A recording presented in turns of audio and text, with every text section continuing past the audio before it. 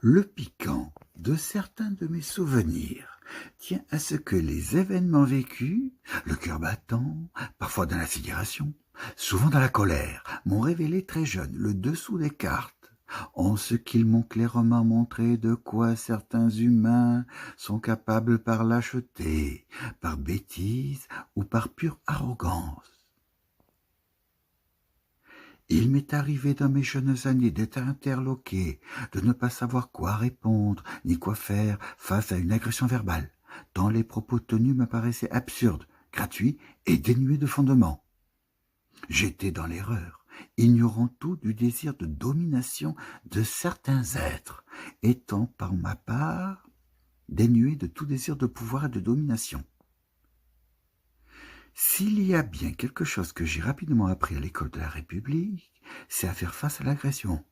Regarder en face la violence, en admettre l'existence, tout en la réprouvant, adopter ces contre-mesures efficaces que sont la dérision, l'ironie et l'humour, et à défaut l'attaque frontale. Loin de tendre l'autre joue, j'ai joué parfois le jeu de la violence en foutant sur la gueule de quelques connards. Je me souviens particulièrement du regard effaré de l'un d'eux en 6e, juste après lui avoir asséné une droite bien sentie. Il y eut aussi à la même époque son copain, à qui je plantais avec jubilation mon compas dans le dos de la main, en cours de sciences naturelles, comme on disait à l'époque. Ces cons n'en revenaient pas parce qu'ils m'avaient cru incapable de me défendre.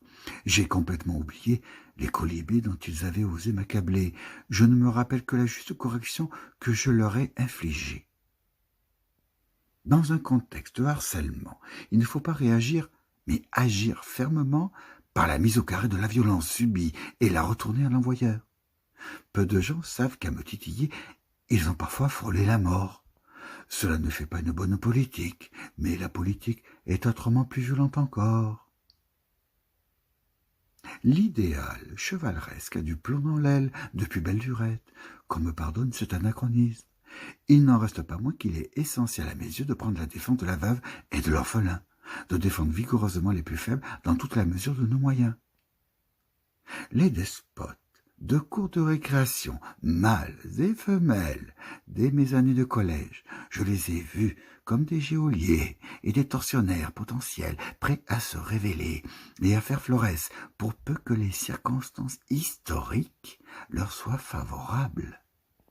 Sans doute est-ce dû à mon vécu familial, si marqué par la Deuxième Guerre mondiale, dont je ne pris vraiment conscience que vers mes 10 ans, alors qu'auparavant je n'avais été confronté qu'à la violence ordinaire de camarades de classe turbulents et dominateurs. Violence que j'eus beaucoup de mal à admettre et à comprendre, avant de m'en faire une raison de la combattre à ma mesure.